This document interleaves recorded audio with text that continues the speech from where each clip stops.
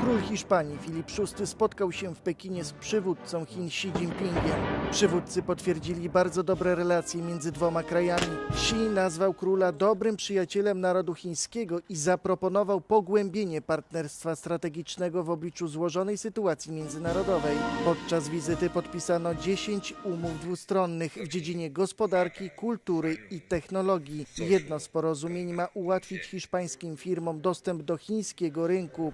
Wizyta wzbudziła jednak kontrowersje. Hiszpański król wraz z małżonką złożyli wieniec na placu Tiananmen, miejscu protestów z 1989 roku. Choć gest jest częścią protokołu, nie jest obowiązkowy. Obserwatorzy odebrali go jako wyraźny ukłon w stronę władz Chin. Posunięcie Hiszpanii miało wzmocnić jej pozycję w Unii Europejskiej.